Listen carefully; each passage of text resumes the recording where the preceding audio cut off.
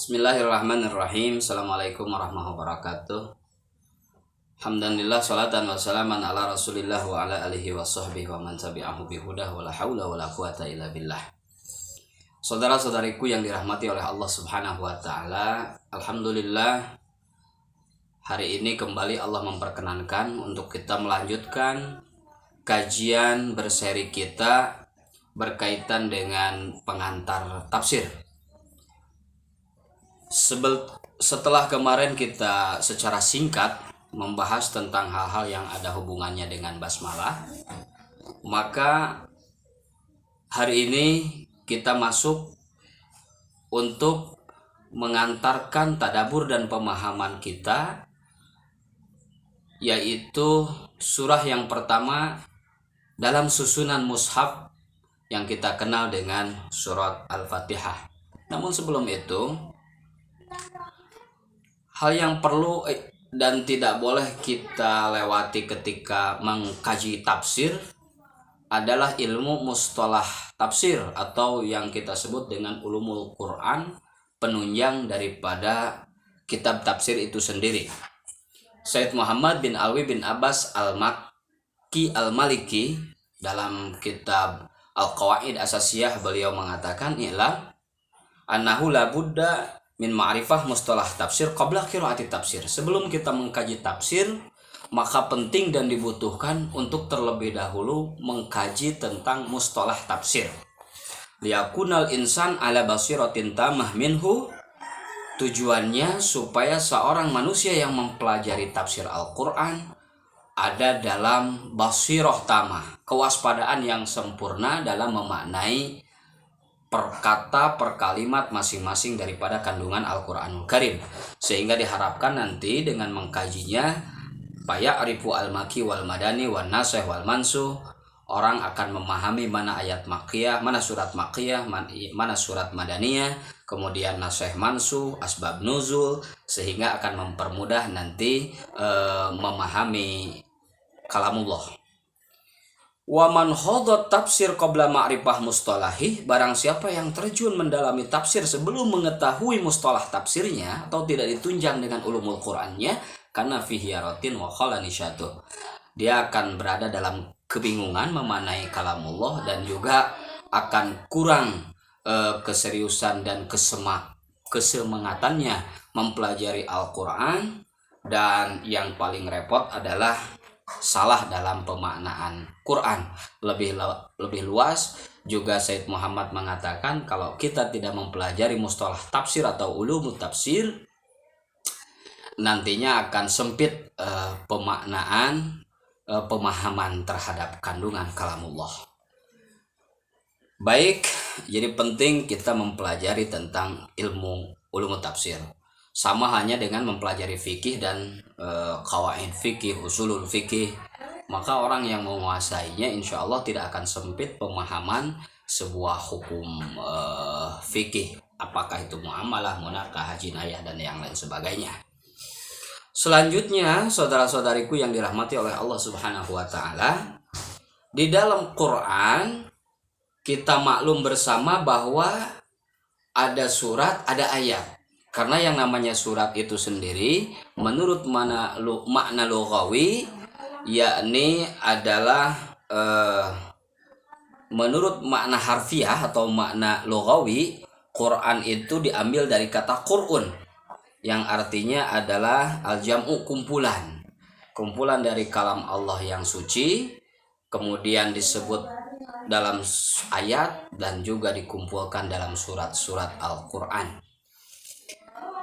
Sedangkan yang dimaksud dengan surat secara lughawi adalah al-makan ar-rafi'ah, tempat yang tinggi. Kumpulan ayat dan surat disebut kumpulan ayat Al-Quran disebut surat li syarafiha wa irtifaiha, karena memiliki kemuliaan dan kedudukan yang tinggi. Itu relevansinya antara makna surat lughawi dan istilahi. Adapun yang disebut dengan ayat, jumlah minas surat, juz atau bagian daripada surat-surat itu sendiri. Said Muhammad mengatakan yang dimaksud dengan ayat al-kalimah allati takunu akhir ayat, untuk lebih memudahkan pemahaman kita, yang dimaksud dengan ayat adalah bagian akhir dari sebuah atau kalimat yang berada di akhir ayat. Surat Al-Fatihah, kenapa dinamai Al-Fatihah? Ini dalam kitab Safwah At-Tafasir, Imam Syekh Haqi Syekh Ali As-Sabuni, beliau memberikan wajah tasmiyah kenapa surat ini dikatakan Al-Fatihah, libtitahil kitabil ajiz biha, karena Al-Fatihah lah yang menjadi pembuka daripada surat-surat yang terdapat di dalam Al-Quranul Karim. Tetapi menjadi pembuka itu dari jihad susunan mushafnya, bukan dari segi penurunannya. Karena kalau dari segi penurunannya, kita tahu bersama surat atau ayat yang paling pertama kali diterima oleh Nabi Shallallahu Alaihi Wasallam adalah surat Al-A'la atau Iqra bismi rabbikal ladzi khalaq. Jadi Al-Fatihah dikatakan pembuka karena dia yang jadi pengawal atau sebagian pembuka surat-surat yang terdapat dalam mushaf Al-Quranul Karim. Ulama berbeda pendapat tentang status dari surat Al-Fatihah. Ada yang mengatakan surat Makkiyah, ada yang mengatakan surat Madaniyah. Fa'indal aksarin hiya makkiyatun. Menurut jumhur dan kebanyakan para ulama mufassirin mengatakan bahwa Al-Fatihah diturunkan di Mekah, wa hiya min awail ma nuzila minal Qur'an. Bahkan Al-Fatihah ini termasuk ayat-ayat yang diturunkan bagian fase pertama dakwah Nabi Muhammad Shallallahu Alaihi Wasallam. Dan penamaan untuk Al-Fatihah ini banyak sekali.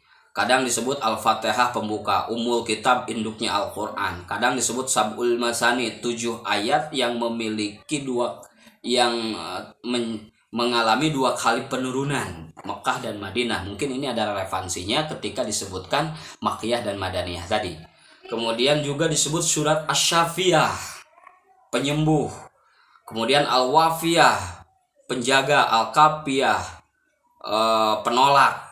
Dan juga Al-Asas, kadang-kadang disebut surat Tiang. Dan juga Alhamdu, surat pujian. Bahkan Imam Al-Qurtubi mengatakan anna li hadhihi surah isnai asyara isman. Surah Al-Fatihah memiliki 12 nama. Kaidah Arab mengatakan kasratul asma tadullu ala syarafil musamma. Banyak nama itu berarti membuktikan bahwa mulia sang pemilik nama tersebut. Demikian pula dengan surat Al-Fatihah. Keistimewaan dan kelebihan daripada surah Al-Fatihah ini wahya mustamilatun ala arba'ati anwa' minal ulum. Walaupun hanya 7 ayat tetapi mencakup, mewakili pembahasan 4 cabang ilmu agama. Pertama, Al-Fatihah mengandung makna ilmu usul atau yang lebih kita kenal dengan sebutan ilmu tauhid. Yang kedua, ilmu furu'uddin atau kita kenal dengan sebutan ilmu fikih. Fatihah juga mencakup ilmu tasawuf atau tahsilul kamalat yang lebih kita kenal dengan sebutan ilmu akhlak dan adab. Kemudian juga dalam Al-Fatihah mencakup tentang kisah umat al-khaliyah, cerita tentang umat terdahulu. Ilmu usul dihasilkan dari kalimat Alhamdulillahirabbil alamin arrahmanir rahim. Ketika kita mentadaburi secara seksama, secara dalam tentang Alhamdulillahirabbil alamin, maka kita akan dikenalkan kepada Allah Subhanahu wa ta'ala Rabbil alamin. Berarti itu berkaitan dengan tauhid uluhiyah. Juga dari Al-Fatihah menghasilkan pembahasan tauhid yang bernama dengan tauhid nabawiyat, hal-hal yang berkaitan dengan kenabian dan kerasulan. Itu bisa dihasilkan ketika kita mentadaburi kalimat alladzina an'amta alaihim, orang-orang yang telah engkau berikan nikmat kepada mereka. Siapa yang Allah berikan nikmat? Nabi Muhammad, para rasul, kemudian juga para pengikut-pengikut dan umat-umat yang mengimaninya. Dari Malik Yaumiddin, Allah yang merajai hari kiamat. Kita berarti diantarkan untuk mempelajari ilmu mughayyabat. Dan ini bagian daripada pembahasan ilmu usul. Adapun ilmu furu'uddin atau fikih, kita tahu bahwa fikih sasarannya maudunya adalah ibadat, muamalat, munakahat, dan jinayat. Berkaitan dengan ibadah, kita menemukan ada ayat iyyaka na'budu. Hanya kepada Engkau ya Allah kami menyembah, kami beribadah. Kata-kata ibadah di situ. Ibadah kita maklum ada ibadah mahdhah berhubungan dengan vertikal kepada Allah. Kemudian juga ada ibadah ghair mahdhah. Ibadah ghair mahdhah inilah yang mungkin nanti akan menghasilkan interaksi sesama manusia yang lebih kita kenal dengan muamalah, munakahah, jinayah, dan lain sebagainya. Adapun ilmu tasawuf tahsilul kamalat itu bisa dihasilkan ketika kita mentadaburi iyyaka nasta'in. Hanya kepada Engkau ya Allah kami memohon pertolongan, memohon bantuan, memohon perlindungan dan yang lainnya. Dan sementara ilmu kisah umat terdahulu, kita maklum bahwa dari dulu sampai sekarang bahwa kelompok manusia itu terbagi dua, ada as-su'ada, ada al-asqiya. Kelompok yang bahagia dan juga kelompok-kelompok yang celaka. Kelompok yang bahagia itu dapat kita temukan dari siratul ladzina an'amta alaihim, jalannya orang-orang yang telah kau berikan nikmat atas mereka. Sementara yang asqiya, ghairil maghdubi alaihim waladdallin, itu dapat kita simak siapakah orang yang sesat yang dimurkai oleh Allah Subhanahu wa taala. Berikutnya, saudara-saudariku yang dirahmati oleh Allah Subhanahu wa taala, surah Al-Fatihah juga termasuk ihda suwari khamsin budiat bilhamdalah. Salah satu di antara 5 surat yang memiliki awalan ayat Alhamdulillah. Kita maklum dalam Quran ada 5 surah yang diawali oleh Alhamdulillah. Pertama surah Al-Fatihah, Alhamdulillahirabbil alamin, kemudian Al-An'am, Al-Kahfi, surat Saba, dan kemudian surat Fatir. 5 surat itu diawali dengan Alhamdulillahirabbil alamin. Ada beberapa faedah yang mungkin bisa kita petik dari surah Al-Fatihah. Pertama, kita menyebut Allah Alhamdulillahirabbil alamin. Alhamdulillahirabbil alamin adalah lafaz Allah. Bedanya Allah dengan ilah, kalau Allah itu tahsis ta'rif khusus tertentu. Al-ma'bud bihaq, zat yang berhak untuk disembah hanyalah Dia. Sementara kalau ilah ini nakirah, bersifat umum. Al-ma'bud bihaq au batil, bisa yang biasa disembah dengan hak ataupun yang batil.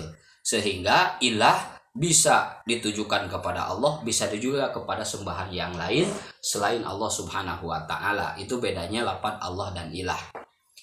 Berikutnya, rahasia di balik keistimewaan Al-Fatihah, Syekhul Islam Hasan Al-Banna dalam risalah beliau mengatakan, risalahnya berjudul Muqaddimah Tafsir, la syakka anna man tadabbara al-Fatihah karimah ra'a min ghazaratil ma'ani wa jamaliha wa ra'ah tanasub wa jalalih. Barang siapa mentadaburi dengan seksama kandungan surat Al-Fatihah, maka ia akan merasakan, akan melihat betapa dalam makna Al-Quranul Karim dan betapa indahnya susunan sastra yang terdapat di dalam Al-Quranul Karim. Oleh karenanya, Syekh Hasan Al-Banna memerintahkan kepada kita dalam risalahnya, wa adim hadat tadbir wal in'am wajdahid an taqra'a fi shalah wa ghariha. Dawamkanlah kita untuk mentadaburi, menikmati, menghayati, meresapi kandungan surat Al-Fatihah dan bersungguh-sungguhlah untuk membacanya baik ketika sholat maupun kita di luar sholat. Barang siapa yang secara saksama mentadaburi dengan penuh penghayatan, maka insya Allah akan merasakan dahsyatnya kandungan makna surat Al-Fatihah. Keutamaan daripada surat Al-Fatihah, Imam Ahmad meriwayatkan hadis dalam kitab Al-Musnad beliau yang sanadnya dari Ubay bin Ka'ab radhiyallahu an. Satu ketika Ubay bin Ka'ab membacakan surat Al-Fatihah di hadapan baginda Rasul. Setelah selesai waladdallin, maka faqala Rasulullah, Rasul bersabda, walladzi nafsi biyadih, Demi jiwaku yang berada dalam genggaman Allah, ma unzila fit Taurah wala fil Injil wala fil Zabur wala fil Quran. Tidak pernah diturunkan dalam Taurat, dalam Injil, dalam Zabur, termasuk dalam Quran sekalipun surat yang melebihi keindahan surat Al-Fatihah. Ini salah satu daripada keistimewaan atau keutamaan daripada surah Al-Fatihah itu sendiri. Tambahan lainnya berkaitan dengan surah Al-Fatihah, Sayyid Zaini Dahlan dalam kitab Syarah Akidah Awam, beliau menyampaikan bahwa Alhamdulillahirabbil alamin awal daripada surah Al-Fatihah. Kalau kita mengikuti pendapat ulama yang tidak memasukkan bismillah bagian daripada Al-Fatihah, karena ada ulama yang mengatakan bismillah bagian dari Fatihah, tapi ada juga pendapat lain bismillah tidak termasuk Fatihah, tapi itu awal-awal surat saja, bahkan termasuk dalam ayat Al-Quran secara utuh, secara tersendiri maksudnya. Nah, ketika bismillah kita masukkan ke dalam surat Al-Fatihah, ini kan ijma ulama, yang namanya surat Al-Fatihah itu jumlahnya 7 ayat. Hanya 7 ayat ini ulama memaknai, ada yang memasukkan bismillah bagian daripada Fatihah, berarti bismillahirrahmanirrahim, alhamdulillahirabbil alamin, arrahmanirrahim, maliki yaumiddin, iyyaka na'budu wa iyyaka nasta'in, ihdinas siratal mustaqim. Yang ketujuh, siratal ladzina an'amta 'alaihim ghairil maghdubi 'alaihim waladdallin. Adapun kalau pendapat yang mengatakan bahwa bismillah tidak termasuk daripada Al-Fatihah, maka ayat yang pertama alhamdulillahirabbil alamin, arrahmanirrahim, maliki yaumiddin, iyyaka na'budu wa iyyaka nasta'in, ihdinas siratal mustaqim, siratal ladzina an'amta 'alaihim. Yang ketujuh, ghairil maghdubi 'alaihim waladdallin. Itu menurut penjelasan Syekh Nawawi dalam kitab Tafsir Munir beliau. Kemudian kembali kepada tadi makalahnya Sayyid Zaini Dahlan dalam kitab Syarah Aqidatul Awam, lafaz alhamdulillah memiliki keunikan. Dia selain merupakan surah pertama dari Al-Fatihah, juga ini merupakan segat bentuk pujian kepada Allah Subhanahu wa taala, yang mana hal tersebut senada dengan huruf alhamdu. Alhamdu hurufnya ada 5, hamzah, lam, ha, mim, dal. Rukun muji juga ada 5. Harus ada hamid, mahmud, mahmud beh, mahmud alaih, kemudian harus ada segat. Dan kebetulan dalam Quran ada 5 surat yang memiliki kata awalan, kalimat awalan alhamdulillah. Wallahu a'lam ini secara kebetulan atau apa, yang jelas mungkin ini bagian daripada kedahsyatan surat Al-Fatihah. Mudah-mudahan bermanfaat, dan semoga Allah memberikan kita istiqomah untuk bisa melanjutkan pengantar tafsir ini dengan harapan dan tujuan semoga menumbuh kembangkan kecintaan kepada kalamullah, pedoman kita sekalian. Ini yang dapat kami sampaikan hari ini. Ingat, tugas kita adalah ngaji, ngamalkeun ilmu pangarti, milari ridhona Gusti, tidak lupa terus bersyukur kepada yang menjadi wasilah arti. Hadza minni, wassalamualaikum warahmatullahi wabarakatuh.